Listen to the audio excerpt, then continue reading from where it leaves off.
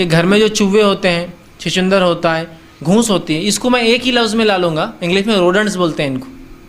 روڈنٹس وہ جانور ہوتے ہیں جو آپ کی فصلوں کو نقصان کرتے ہیں اور بل بنا کے زمین میں رہتے ہیں، جس میں آپ کا خرگوش شامل ہے، آپ کی گھونس شامل ہے،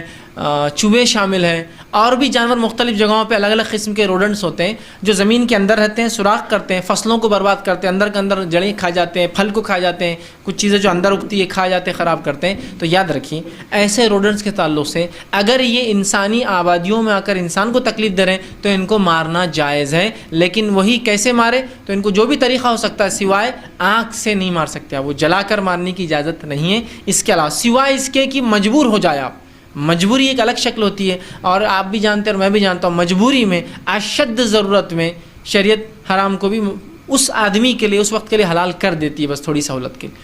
لیکن اس کے علاوہ آپ ان کو جو بھی احسن طریقہ مارنے کا ہو سکتا ہے آپ ان کو مار سکتے ہیں، ٹھیک ہے، چونکہ ان سے بہت نقصان ہوتے ہیں۔ میں جانتا ہوں بہت ساری عمارتوں کو لاکھوں کا نقصان صرف ایک گھونس پہنچا دیتی ہے، گھر کے گھر بیٹھ جاتے ہیں اندر، ہے نا۔ تو ظاہر سی بات ہے اب آپ ان سے محبت کا معاملہ ہے نا، شریعت نے کہا بالکل روڈنٹس جو تکلیف دیتے ہیں، اناج خراب کرتے، بیماریوں کو پھیلاتے ہیں، آپ ان کو بوقت ضرورت مار سکتے ہیں، لیکن احسن طریقے سے۔ ہرگز اس کا مطلب نہیں کہ آپ تکلیف دے، ورنہ ہوتا کیا، گھر میں چوہے ہو گئے، چوہے کا پنجرا لگا دیتے ہیں، چوہا اس میں پھنس گیا کہ صبح بچوں کو بولتے بیٹے آج چوہا آ گیا ایک، بچے بولتے بس آج تو شکار ملا،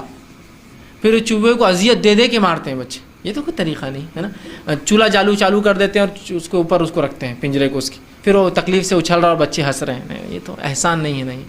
مطلب اللہ کے سے کیا فرما رہا ہے، اگر کسی کو قتل بھی کرو تو احسان کے ساتھ۔ تو اس حدیث کا یہ بھی معنی ہے کہ کوئی انسان نے اگر ایسا جرم کیا جس کے لیے واجب القتل ہے تو وہ قتل بھی ایسے ڈھنگ سے کیا جائیں گے کم وقت میں مر جائے، ہو تڑپا کے نہیں مارا جائیں گا اس کو۔ سمجھ لیجیے کسی کو کیپٹل پنشمنٹ دی جا رہی ہے اسلام میں، تڑپا کے نہیں مارا جائیں گا اس کو۔ ہاں اگر اس کا جرم اتنا سنگین ہو تو تڑپا کے بھی مارا جا سکتا ہے، تاکہ لوگوں کو پتہ چلے کہ اس نے کیا کیا،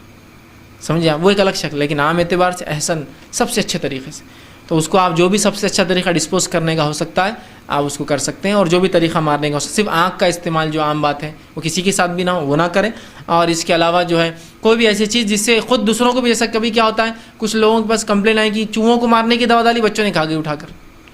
تو وہ تمام چیزوں کا آپ احتیاط کریں، اور احسن جو سب سے بہترین طریقہ ہوتا ہے اس سے کریں، بس آنکھ کا استعمال اس میں